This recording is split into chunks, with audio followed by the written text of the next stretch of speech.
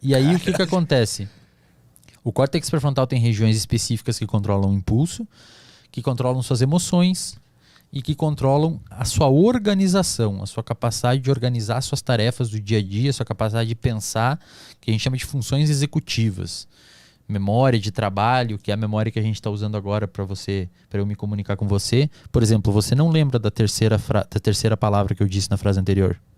Com certeza não. Pois é, mas você lembrou em algum pequeno período de tempo para conseguir entender a frase inteira. Isso é memória de trabalho. Caralho. Isso é feito pelo córtex pré-frontal. Se você perde essa região, você tá com dor no córtex pré-frontal. Né? É muita informação. Caralho. Eu falei que eu falava demais, cara. Você Vai, toca a ficha, tá maravilhoso. Se você perde as funções nessa região, cara, você vira uma pessoa extremamente desorganizada, uma pessoa extremamente impulsiva e uma pessoa incapaz de fazer as coisas difíceis. Que é o quê? Se eu quero emagrecer, eu preciso comer bem para lá na frente ter uma recompensa. Pessoas com dano no córtex pré-frontal, elas preferem a recompensa imediata. E isso é muito massa porque você pode modular isso em laboratório. Tem um estudo que saiu no grupo Cell, na revista Cell, que é uma daquelas 3 revistas científicas que eu falei, que os caras estressaram pessoas humanos, no laboratório. Eu acho que o estresse era falar pra pessoa que ela ia ter que falar em público sobre um tema difícil que ela não dominava. Sacanagem, né? E colocar a mão num balde de água gelada, de gelo. Que é um estresse fisiológico. Não, depois. É um estresse fisiológico. Tá. O cortisol das pessoas subiu, eles medem na saliva, que é o seu cérebro tem um eixo de estresse que libera cortisol na sua glândula suprarrenal. E esse cortisol sobe pro seu cérebro e atua lá. O que eles perceberam? As pessoas que têm o cortisol mais alto, aquelas pessoas que o cortisol subiu mais, elas tendem a preferir recompensas imediatas em vez de recompensas futuras. Então a pessoa, se você fala assim, Arthur, eu vou te dar R$50 hoje, mas se você não aceitar os 50 hoje, depois da manhã eu te dou 200. As pessoas que estavam mais estressadas, com os níveis de cortisol mais elevado, tendem a pegar os R$50 hoje, em detrimento daqueles 200. Interessante. E o estresse faz isso. Por isso que quando você está estressado, você come bobagem. Isso é interessante também para o aspecto do mundo financeiro, dos investimentos. Que o segredo é o longo prazo, né? Cara, o segredo é o longo prazo e exatamente, e você saber administrar a espera da recompensa futura. Isso, exatamente. Cara, atletas de fisiculturismo, eu vi que você entrevistou o Júlio aqui, né? Essa galera deve ter um córtex pré-frontal desse tamanho assim, ó. Porque a capacidade que eles têm de se submeter a situações restritivas, estressogênicas e entender isso como uma coisa boa para uma recompensa futura é fantástico. Os caras têm um controle bizarro sobre o comportamento deles. E isso é explicado neurobiologicamente por meio de um neurotransmissor chamado dopamina. O famoso dopamina. O que você pensa quando eu falo dopamina? Um cara muito feliz. Um cara que acabou de fumar uma maconha, sei lá. Cara, não é isso. Não é. A dopamina ela é muito mal entendida. O que acontece? Na década de 70, 80, a galera percebeu que de fato a dopamina é liberada quando o ratinho comia uma coisa gostosa. E associaram, peraí, dopamina tem a ver com prazer. Dopamina tem a ver com recompensa.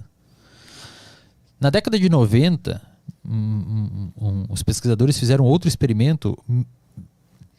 Pensa assim, ó, eles usaram um condicionamento operante, que eles chamam, que é uma tarefa que foi desenvolvida pelo Skinner, um psicólogo comportamentalista, um behaviorista, que basicamente assim, ele mostrou que se o ratinho aperta a alavanca e recebe a comida, a chance dele apertar a alavanca de novo é maior, porque ele foi recompensado. Então você vem aqui, faz um programa, o programa é da hora, pô, eu vou lá de novo, foi maneiro. E a galera começou a associar, peraí, então eu vou fazer o comportamento, eu vou obter a recompensa e a dopamina foi liberada e é isso aí. Na década de 70, os neurocientistas. Na década de 90, os caras começaram a querer entender melhor isso daí. Ele falou, peraí, será que é assim mesmo, cara? Será que a dopamina é liberada quando eu recebo a recompensa? O que eles fizeram? Eles treinaram um macaquinho. E esses estudos são muito massa, cara. Eles treinaram um macaquinho para fazer o quê? primeiro eles ensinaram o macaquinho que se ele apertar 10 vezes uma alavanca, cai uma comidinha. Acho que é suco de uva, eles adoram. Suco de maçã, eles gostam. Então o macaquinho associou apertar a alavanca com a recompensa. Eles ensinaram essa tarefa pro macaco. Depois eles bloquearam a alavanca. O macaquinho ia lá, apertava, não vinha suco. Aí eles começaram a ensinar o macaquinho que a alavanca só era liberada para apertar e vinha o suco quando acendia uma luz no teto da sala. Então o macaquinho estava ali, acendeu a luz no teto da sala, ele vai lá, aperta 10 vezes e recebe a recompensa. Eles colocaram eletrodos na cabeça do macaquinho, lá numa região chamada núcleo accumbens, e eles começaram a medir o sistema dopaminérgico, os neurônios que produzem dopamina, para ver aonde que a dopamina aumenta. Será que é quando o macaquinho recebe o suco de uva, quando ele aperta a alavanca ou quando ele vê a luz? E eles perceberam que quando o macaquinho recebe a recompensa e aperta a alavanca, quase não tem dopamina no cérebro dele. É antecipação? A dopamina tem a ver com antecipação. Essa é uma das melhores definições de dopamina, Arthur. A dopamina, ela é liberada quando você antecipa uma recompensa. Então, quando o macaquinho via a luz, cara, explodia a dopamina na cabeça dele. Quando ele estava apertando a alavanca, realizando o comportamento para receber a recompensa, quase não tinha mais dopamina. Quando ele recebeu a recompensa, subiu um pouquinho só de dopamina. Imagina que você está assistindo um filme. Quando você vê o cara comendo a pizza no filme ou fumando um cigarro, essa é a luz para o macaquinho. A sua dopamina explode. Você pega a dopamina leva você até o comportamento de pegar o celular, abrir o iFood e pedir a pizza. Quando a pizza chega, às vezes você até pensa, cara, por que eu pedi isso? Eu nem tô com fome. E mesmo que eu queira a pizza, eu como ela e eu sinto prazer porque ela é boa. O que é isso? O prazer tem outras questões. Opioides, serotonina um pouco de dopamina. Isso aqui. Mas a dopamina ela tem principalmente a ver com antecipação de uma possível recompensa. Por que possível recompensa? Porque depois que o macaquinho começa a perceber que sempre que... Isso é muito foda, cara. Depois que o macaquinho começa a perceber que sempre que acende a luz eu vou receber a recompensa, ou seja, a recompensa tem 100% de chance para vir para mim, a dopamina começa a diminuir. Em todos os momentos. Ou seja, o nosso cérebro ele se adapta muito fácil a recompensas. Então, se hoje eu gravei um podcast que deu 50 mil views, amanhã 50 mil views já é direito para mim. Depois da manhã eu nem quero mais 50 mil views. Você quer mais. Isso é dopamina. E os pesquisadores mostraram isso como? Eles mostraram que se você mudar o número de vezes que o macaquinho recebe a recompensa para 50%, a dopamina do macaquinho aumenta quando a luz acende, mas quando ele está trabalhando para obter a recompensa, a dopamina aumenta mais ainda do que quando a luz acendeu. Porque talvez a recompensa vai vir. Quando dá uma dúvida. Não é certo. Entendi. A dopamina é o quê? A dopamina é liberada quando a gente busca uma possível recompensa. A dopamina é liberada para você ir atrás, para você perseguir. Essa é a função dela na Essa é a função dela. sobrevivência. Inclusive, pacientes com Parkinson, que têm problemas motores, têm uma morte de neurônios num dos sistemas dopaminérgicos, que é o nigroestriatal. Ou seja, a dopamina, além de fazer você ter motivação para ir, ela também faz o seu movimento acontecer. Cara. Ela faz você ir, cara. A dopamina, ela tem a ver, isso as pessoas não entendem, ela não tem a ver com a recompensa, ela tem a ver com você ir até a recompensa. Quando você tem a recompensa, já tá baixo. Então, a dopamina é o que faz você levantar de manhã e vir aqui. A dopamina é o que faz você trabalhar em roteiro. A dopamina é o que faz você fazer podcast. A dopamina é o que faz você querer mais. A dopamina tem a ver com buscar a recompensa fora de você. A dopamina tem a ver com motivação. E quando a dopamina sobe, existe um outro neurotransmissor que sobe, chamado noradrenalina. É a adrenalina que a gente libera no corpo, no cérebro chama noradrenalina ou norepinefrina. Então pensa comigo. A dopamina sobe, te dando um senso de direção. Falando assim, cara, vai por aqui, que é ali que está a recompensa. É atrás daquela montanha que está o negócio. Vai, vai. E ela te dá esse senso de, cara, eu quero ir. E a noradrenalina aumenta para te dar agitação e ansiedade e um pouco de estresse. Então você tem o combo perfeito, cara. Você tem o combo de noradrenalina, que aumenta seu foco, aumenta sua perseguição, aumenta sua capacidade de ter força, energia física. E você tem a dopamina, que aumenta a sua capacidade de entender a direção da recompensa. Você vira uma máquina de procurar recompensa. Só que existe um problema. O problema é quando só a noradrenalina aumenta. E a dopamina não. Aí você fica agitado, você fica inquieto, você fica querendo fazer alguma coisa, mas você não tem a dopamina para te dar a direção de onde ir. É aquela pessoa que está em casa, senta para estudar de tarde, fica extremamente agitada, extremamente inquieta, extremamente estressada e ansiosa, só que a dopamina está baixa e a pessoa não tem motivação para estudar. Então você tem todo um repertório metabólico para fazer alguma ação, para ter algum comportamento, só que você não tem a direção. Você não sabe para que lado ir. A dopamina, quando aumenta, a noradrenalina quase sempre aumenta. Uhum. A noradrenalina, quando aumenta, a dopamina sempre. nem sempre aumenta. Então, assim, a dopamina ela tem um pouco a ver com prazer, mas ela tem a ver com prazer que você precisa ir buscar. Uhum. O prazer, a expectativa do prazer. exatamente. Uhum. O prazer nosso, a gente trabalha com outro sistema, que chama de serotonina. A serotonina tem a ver com o que você tem agora, com o que você gosta, com o que você tem. A serotonina tem a ver com momentos de prazer atual, agora. Então, assim, cara, eu construí um podcast que tem 160k de inscritos. Uhum. É 1000. 160 mil de inscritos. Isso. Quando você percebe isso e você se sente bem de verdade com isso, a sua serotonina aumenta. Mas e quando eu vejo isso, não me sinto bem? Aí a sua dopamina aumenta. E a noradrenalina, que você quer mais. Só que, cara, isso é um problema. Eu acho que, na minha análise, a pessoa de sucesso é aquela pessoa que consegue ser dopaminérgica e noradrenérgica de dia e serotoninérgica de noite. Então, de dia você vai atrás de recompensa, você acorda, tá motivado, vai. E de noite você pensa assim, cara, eu fiz o meu melhor. Eu tô indo na direção correta, eu já conquistei bastante coisa, eu sou bom, eu gosto do que eu faço. Uhum. A sua serotonina aumenta. Você pode fazer isso durante a semana, sua dopamina aumenta, alta durante a semana toda e a sua serotonina alta durante o final de semana e a dopamina baixa. Ou seja, aquela pessoa que oscila entre uma motivação extrema e uma perseguição extrema de alguma coisa e vai para um relaxamento absurdo, ou seja, sabe aquela pessoa que vai, e daí final de semana relaxa e você pensa, como é que essa pessoa consegue descansar, cara? Um monte de problema para resolver semana que vem, a pessoa descansando. Essa é uma pessoa que tem um controle ativo do sistema dopaminérgico e do sistema de serotonina. A serotonina, eu tenho como eu manipular ela pensando e falando? Tipo, eu gosto dessa coisa. Tem. As pessoas, isso não é muito natural das pessoas entender, Arthur, mas você consegue, os seus pensamentos, eles conseguem controlar o seu batimento cardíaco, cara, quase. Se você começar a pensar em muita coisa ruim, você tem um taquicardia. Se você começar a pensar em coisa boa, você se sente bem. O córtex pré-frontal é uma via de mão dupla para essas regiões aí que liberam serotonina e dopamina. Uhum. Você pode se automotivar. Ninguém injeta dopamina na sua cabeça. Ela está lá dentro.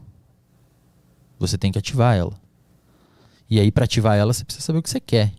Tem que ter um horizonte, um objetivo, um goal. Onde você quer chegar e como que a gente vai fazer para chegar nesse lugar. E vamos nos motivar para fazer isso. E a motivação tem a ver com a visualização da situação. Eu estou no doutorado, eu quero chegar num lugar específico e eu preciso me visualizar lá. Isso aumenta a minha dopamina. Mas eu também preciso relaxar um pouco. Mas essa capacidade de visualizar é o quê? Porque que parte do cérebro está fazendo Córtex isso? pré-frontal. É tudo ali. Tudo ali. Mas isso...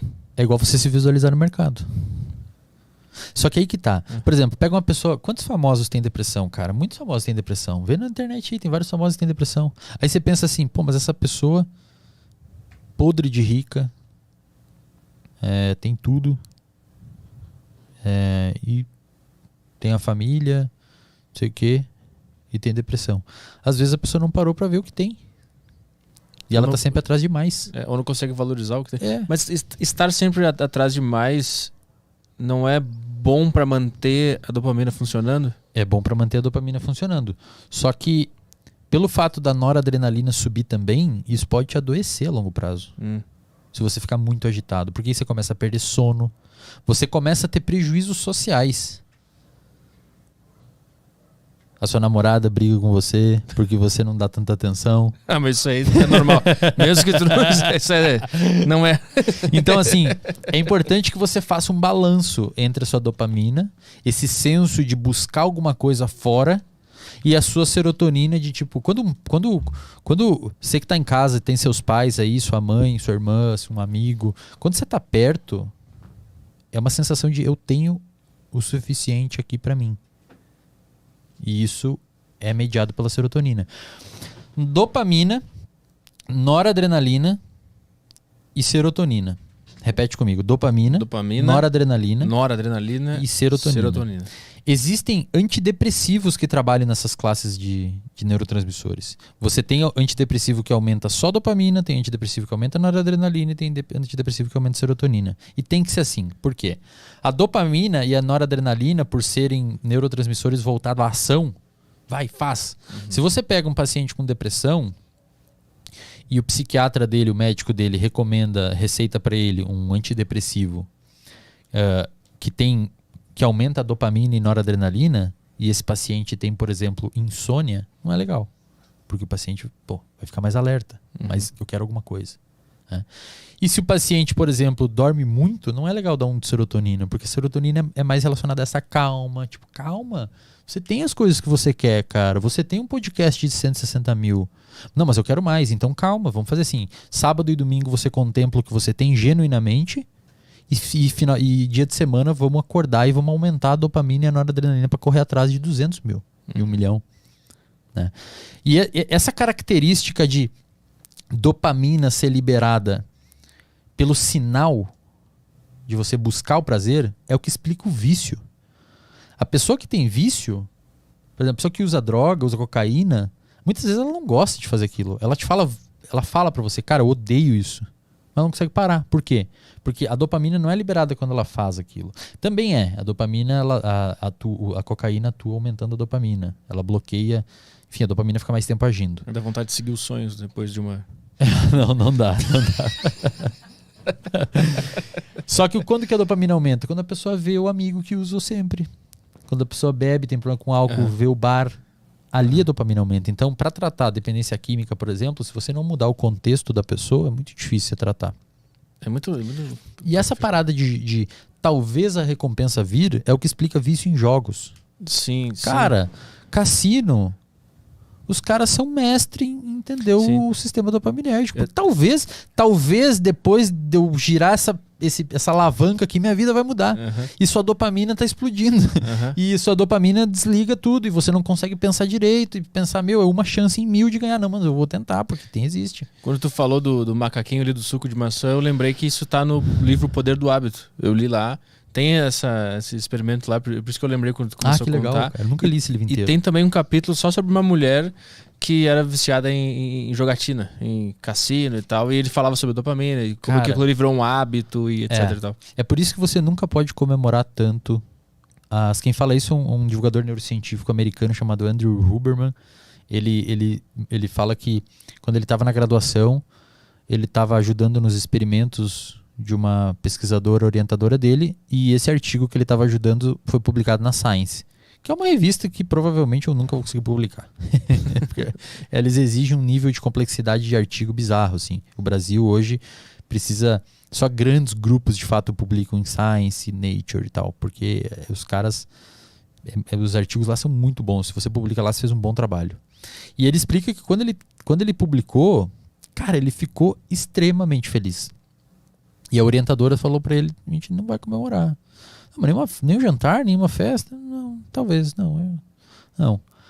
E aí ele explica que você não pode comemorar tanto as suas vitórias, porque senão ocorre um crash de dopamina. O que acontece? Você tá em busca de 1 milhão na deriva e o seu alvo é 1 milhão. E sua dopamina tá alta para alcançar 1 milhão de inscritos. Aí chega 1 milhão, e aí? O que vai acontecer? Chegou em 1 milhão, e agora? Uma festa de arromba. Você faz uma festa de arromba e acabou. Dopamina. Aí acabou. Aí você tem até uma sensação de dor, assim, tipo, vazio. O que eu vou fazer agora? Isso é muito louco, porque tem uma banda que eu gosto muito, que um dos CDs da banda se chama... como é que é? A Satisfação é a Morte do Desejo. O nome de um dos álbuns da banda. É exatamente isso, cara. Foda pra caralho. É exatamente isso. Então, assim, comemora, mas mantém em direção a um outro ponto.